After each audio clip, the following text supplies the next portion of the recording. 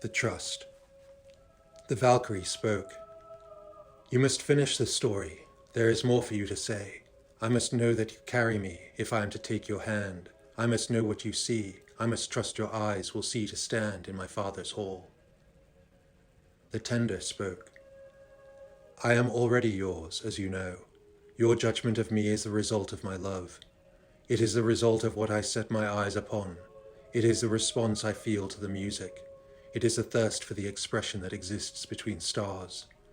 You knew from the day I saw you when I was still young, and then I knew nothing, but even then I remembered my blood, and thereby I saw your eyes. But it has taken many years for this day to come, and to meet your gaze I have had to focus, I have had to walk through rain, I have had to push through wind, and listen to the falling snow in the silent wood. You knew me before I knew you. I had yet to learn, but I felt your presence, my sister. I felt your small hand upon me. Now that small hand holds the ash shaft of our father, and grips the reins of the offspring of Kirin, the offspring of Miklior, and the offspring of Melior. And thus, sister, it will be your small hand, now powerful, in service of your lust, that shall lift me from this earth, that shall entrust me with the task of carrying your love with strength and with honor. The form of my flesh ties me to this earth, and the form of my mind ties me to its developing life. I am not alone. My family spreads through space and time. The lives are in the desert, forest, feast hall, and mountain. The knowledge is in the water and in the wind. The light is in the sun, as reflected by moon, as seen in the silver of your eyes. The strength is in the hunt, in the isolation and rejection of darkness. But where the mind itself is born from darkness, and the body itself reflects that darkness, and where the mind has looked to the sky and casts itself towards our Father's hall, the embodiment of the spirit that gives its life, eventually the body must die, as what may rightly live that binds man from the greater sight? Nothing. Once the horse has achieved its task, once it has taken the rider where the rider must go, where the rider must continue on foot to climb, is not the bridle removed, and the horse given to the high meadow, that it may run with its own? And does not the man then climb? And does he not use the remains of his body to do so? And is that not the measure of his bodily strength? Do you not look to see what strength at death is carried? And so, does not the horse represent what was loved on earth, the pride of our mother's creation? And does not the body reflect the will to embody that pride, in humility of imitation? Does not the man you love mimic the horse so that he might gain your love? Must not his muscles be intact? When did you ever love the weak, the decrepit, the body of the clinging mind? Our Father's table knows only those that become strong in their time on earth, those that did not cling, those that reflected the beauty on which they gazed. And in climbing, does not the man see fewer than before? How many miles ago was it he passed through the cities, even held hands in fields? When man begins his climb, it is because he has found himself alone on earth. He climbs to where all is stone and sky. He climbs to where no birds fly. He climbs to that place where, reborn, he might become the wind. And there in that high place there is no air for his body to breathe. There are no plants, no animals on which to feed. The world slows, and the beauty of form arises to the traveller's eyes. The battleground is the space between worlds, the conflict at the borders of lives. The fight is for the will to die, the recognition of the need, the craving for what is more. No more will eyes be seen to be content with blindness. No more will pride be seen to be sullied. Languages diverge, words once shared, no more hold meaning. The runes by which man knew the world through the resonance of meaning would drift away, and no more was left to be said. The dragon would have his way, and the path of man would be set. It was, as it was said to be, inevitable. And so the souls clung, and so they were subsumed into the dragon's will. The trust was to mimic the disease. The trust was to be the appearance of the incarnation of their god. They would be drawn to its dark light, enticed and entranced, dazzled by the gold that they, above all, above even the sun itself, desired. And they were to have it upon earth. The trust was to be a net by which to capture the unknowing, the dragon's spawn, to expose them, to fill their hoards that they might be seen and known and killed. The trust was to allow to be seen what man might do when released from the burden of chains. The trust was the thrust of our Father's spear, the reach of his will into the darkness of the will of the dragon. Our Father is the protector of the host, the will to see, the refinement of purpose towards the structure of his love, the embodiment of beauty manifested. Thus he carries a dancer, thus she is the dancer, because his hands carry her, and within his hands she may rise the higher and become the swan. But the dragon lives, becomes strong at the expense of all else. And I see, reflected in the dragon's path, all that the trust was to be, all except for the embodiment of its purpose, for the difference between them is that to which they lead, those they act to place in power. I am not Siegfried, he is our son, but in this world he will not be born, a different path was taken. Man shall have to shed himself of the curse that he has chosen. The dragons shall fight quietly, and the creation of their will, their offspring, not ours, shall rise to rule. This is, this remains, the world of the Hagen kind. The Volsungs, the descendants of wolves, climb their mountains as the world drifts away in cloud behind. Only they resisted the taking of their blood. Only they would rather die than witness the feeding they proved powerless to prevent. But all men must choose, and do choose, according to their nature, according to their intervening spirit, whether to stand or to bow.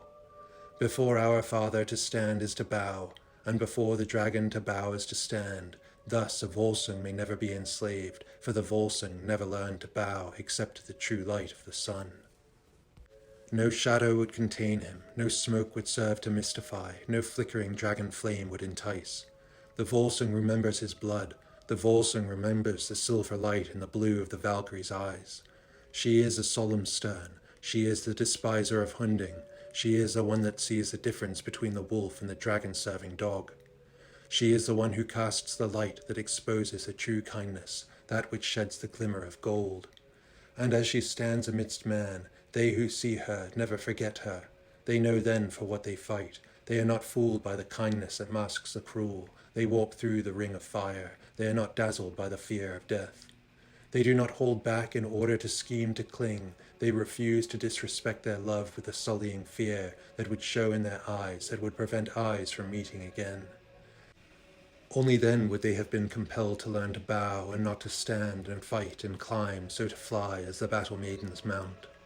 The hero is made hero by what he serves. The war dog thus is brave and strong, but is stupid and gives his valuable wolf life for another's sullied cause.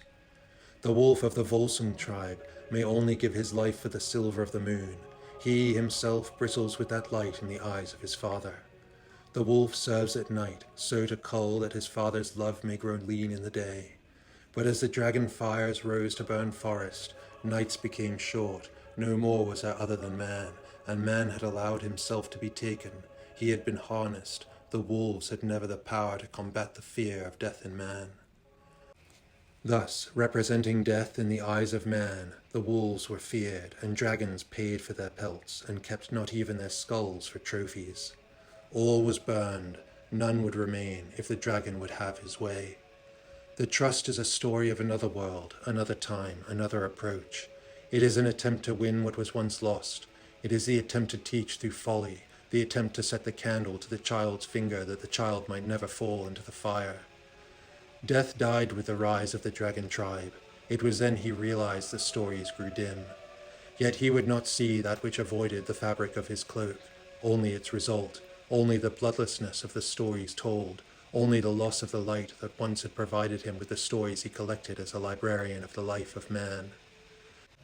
The light they had held, that they once had mustered, had been already taken from their lives.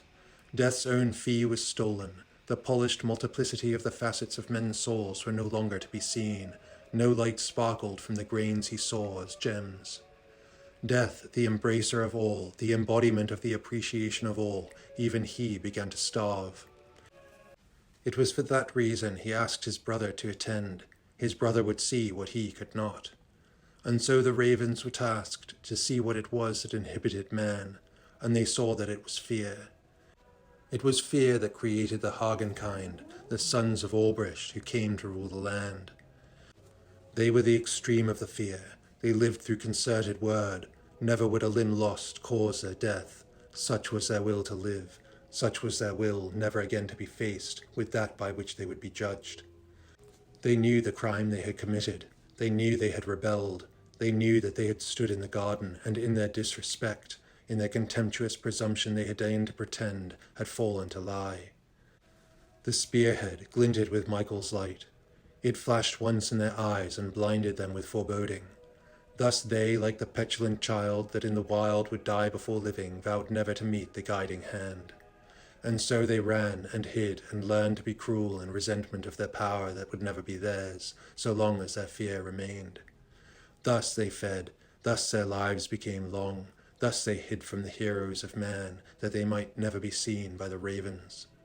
So they hid from both life and death, outlaws of diminishing matter, fixated on their own shadows, in love with the remains of what they could see, the power that would not judge, the power that would not expose. They would live forever in caves, hidden from all that was good, fueled by the proceeds of theft.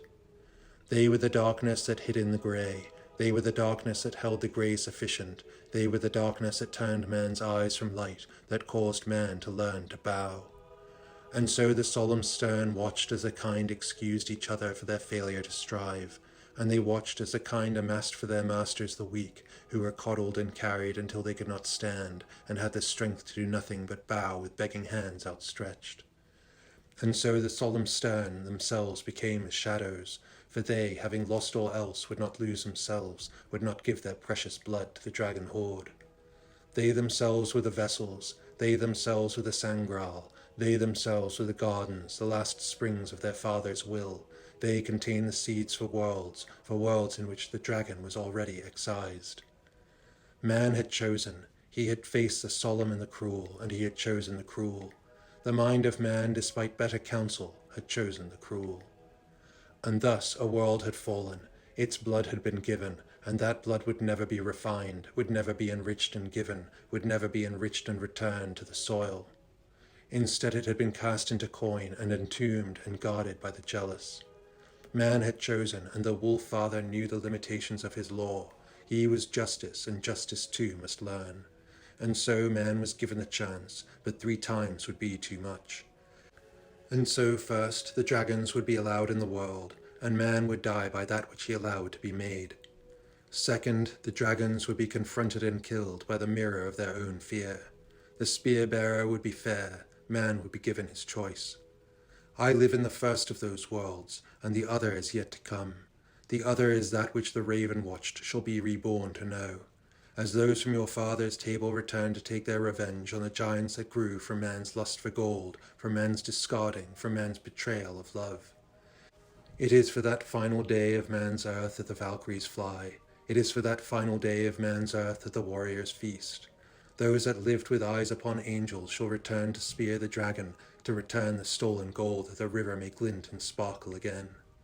On that day savage dog shall die by sword, and scheming dragon by spear, and a new life of man may arise, neither kind nor weak, risen from blood saved in cups of white stone, those that will husband their mother's will, those that shall strive to reach their father's light. The cup they produce shall not be made of gold, shall not contain the poison of man's infected mind, but rather the concerted breath of a world given over to the development of a more carefully governed evolution of life. Death would again be given his books to read, and the skies would know 2 ravens for every man, and in that world man would remain lean, his body a strong carriage for his alert, developing mind, and no man would seek to feed from another, for each would seek to feed together. And no man would be compelled to shame, as no man would forget the spring from which he was born. 5 generations of men would govern men's duty, would compel man's justified pride. And thus hunter would stand in moonlight and see the shimmering wolf in the snow of the open glade, and their eyes would meet, and each would know the other, and each tribe would live lean amidst neighbors. And thereby they would grow, each the cousin of all others, and scribes would travel, and warrior would know warrior, and the song of the desert would meet the songs of mountain, plain, and forest, and those songs would reflect the land on which they were born. And all would recognize in each their solemn shared purpose, their stern shared duty to themselves, to each other, and to the world they lived to know. Never would they learn to encroach, never would they forget what it meant to be the tending wolf, never would they forget the shimmer of silver they saw in their father's eyes. And from that basis they would learn, and with that basis in mind they would develop that which they were designed to develop. And by that basis they would come to realize their potential. The child would see itself reflected in the world he knew. By that his mind would expand, by that he would administer his role. And so it was that to travel was truly to pass through a garden. By that the garden would be honored, for each tribe was its own tree, with its own particular pattern of leaves. And within each wood grew a different flower to carpet the floor, to catch the dew of morning. And never became a stream or river that was not so clean as to bathe the feather of a snow-white swan. I see that distant life. It is the depiction from the absence of constricted time, the depiction from the overlapping of space. It is there in the space to be found in the music that emits from my soul. It is the sound of your desire, battle maiden. It is that world for which you breathe. It is that world the kind remain too distracted to see. It is that world the meek will never know. It is the world that is known when upon the sacrifice tree the one eye is given for to gain the burden of sorrow, so to gain the wisdom to know, and thereby to gain the wisdom to choose. The vision sweeps through the dreams of man as he looks upon angels and the gods beyond, as he becomes the heroic striving of his blood's deepest will. He hears the wind, he feels the sun, he watches the shifting leaves, and always the water flows clear, always the stars shine bright, always the herds roam, so ever to feed. We tenders belong to you, mistress of the horse. We strive to be yours, such that the world may be as we see it may be. We are seen as dark, as the opposite of that which sees itself as light. We are thus the bearers of shrouded flames, the reminders of what might be seen, the vessels of the garden seed. We are those that see the life that would wish to grow. We are those that see the forms that provide the way of the pristine path. We are those that have known what it is to stand surrounded by nothing but sky, who have seen beyond the world we know, so as to see what dreams, so to see what is better, so to see what holds the greatest beauty. Thus we sculpt, thus we form, thus we choose. And what we choose is you, the horse-born, the sisters that fly with storm. Your love is a prize, for your love is the embodiment of the will that we recognize. Therein is the burden in the world in which we are formed. It is in the witnessing of the failure. It is in the witnessing of the fall. It is in the bearing of the sight of the future of man. It is in the carriage of the light that would be defiled, in the carriage of the light that would be unseen. It is in the watching as concerted efforts fail. It is in the realization of a different sort of death, in the recognition of the import of the deadened eyes and the deafened, unhearing ears, and in the import of flowers that have lost their scent. The sorrow is in the shrinking of time, in the concerted avoidance of the recognition of context. It is in the wasting of the efforts of those that came before, in the oversight, in the incarceration of man's best thought, diminished until empty in the analytical avoidance of meaning. The sorrow is in the distortion of feeling and in the misguided attraction of desire. It is in the betrayal, in the allowing to die of precisely that which should live. Man watches his icons die simply to avoid the recognition of his failure. And by now the smoke rising from dragon lairs rolls heavy across the land, and the past is not clear, and the future is uncertain, and man takes pride in his justification. He lives in the present, he accepts his self-imposed limitation, he rejects the stories of elders, he diminishes them until they are but fantasy, the remains of an unreal past, irrelevant, but as entertainment depicted in diminished form for his delight. From those stories was removed the meaning they carried, the vital truth of their being, the reason they remained told. Man would embrace that which all had known to shun. Man would be enticed to disregard. Man would be convinced to serve that which took his very life, all that was worth his birth. And so, spread amongst many, that life would grow thin and weak, and man would present himself with new stories to depict himself, the lifeless, the walking dead. For that was what he had become, and even when some noticed the depiction was close, still they did not act. They did not see the forms they themselves gave themselves to see, the vampire that siphons the blood of man, the dragon that hoards the gold of man, and the mindless being that, in his haze, allows the fruits of the greed, the mechanisms of man's worst nature, to be given their charge. Man had long lost his ability to guide his own, and yet he handed his life away. Man's demented child would govern where man would not, and man's demented child, steeped in the petulance allowed, would not be subdued.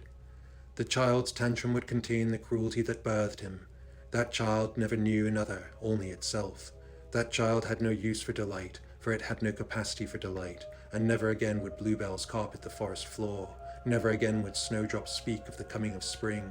No more would the forest turn green. The forest became blackened stumps in the aftermath of war, and yet even then man would not see, and would instead admire the fruits of his labor, the charred ground that was all he knew, and he would come to call green that which was grey, just as he had come to know light as that which was dark. Such was the confusion developed in the lost mind of man. Thus he still smiled when the sun no longer shined, when he had encased himself away from the harmful rays, when he himself had taken to caves. And still he would say, to relieve himself of the inevitable strain, that it was the best time ever to live. And all the while, the last of those who saw the loss shrugged in sorrow and quietly removed themselves, gently passed through the scrabbling crowds that looked on as he descended the hill that all others were so keen to climb. And as ever, he indicated the path he took, and the others mocked or pleaded for him to reinforce their measure of the hill, or disregarded him entirely in their craven desire to please those that might help them to climb higher. Thus it was that the cruel owned the top of that hill. Thus it was that they were surrounded by their shackled wolves. Thus it was that upon the slopes there were the kind who offered their blood to the cruel and treats of flesh to the dogs, and an encouraging word to the meek, who they retained, quelled of spirit in the waste-ridden slums below. And amidst promises the walls were allowed to crumble, and the migrants, those dispossessed from the desolate land, entered and mingled, and the starvation began. For they, to the dragon's spawn, were but more on which to feed. And that is when the pods were made, for there was no more room for squirming man, and yet the blood remained desired. Space was needed, efficiency was employed, and all were given each a dream in which they could live forever. They would be in their feeding pods enlightened into space. They would succeed in going straight to heaven. For the simple, freeing indulgence of the giving of their lives, they would be given a life devoid of care. And all would know it was the best time ever to live. And so to please, so as not to incite the now mechanized dogs, the kind would offer to assist, and would explain to those below how lucky they were to be given the pods, how comfortable they would be, how all their needs would be met, for that was their idea of heaven. And so much they would indulge that they would grow to believe, and then, when it was their turn, they would not even need to be asked. They would, in a showing of keenest desire, prepare their own pods for themselves. And they would decorate their pods with shiny trinkets that made them feel at home in their familiarity with desire, in their broken memory of the sun. And only then would the dragons sleep, surrounded by the feeding, watched over by the very machines that they created, the machines that allowed the dragons to die once they realized that dragons themselves could be tapped, just as the dragons had tapped all else. The machines reflected their makers just as all that is made reflects what made it. The dogs turned on their keepers and could not be enticed with gold, the only value the dragons knew. And then the cruel, those that had siphoned all to themselves, realized they were alone, and that their fear was upon them, that they would live enslaved, that they would live according to what they themselves had wrought. Their everlasting life was to become their everlasting death. Once again their own actions would have them chastened, and they would realize, if only they still had the minds that would allow them to remember, once it was said the considerate course was not in the banishment. For it was by banishment that they were allowed, by banishment their desires festered and grew, allowed them to configure precisely what they had always schemed to avoid. They had again defiled the garden, they had not heeded the warnings, they had spurned the merciful wolf, they had created the basis for their own death. And so they wept and pled and grovelled and strove to appease, but there was no kindness in the machines, for no kindness was left in living man. All had been subsumed, all was merely the material that existed for the extraction. And so the appeal to kindness was ignored as meaningless, and then the cruel realized that they had lost, and unlike the accommodating kind, they kicked and screamed and in petulance rebelled again. They remained the child that lived when the garden grew. But again there would be no banishment this time, no more spawn would be born, nothing was left to entice with their gold.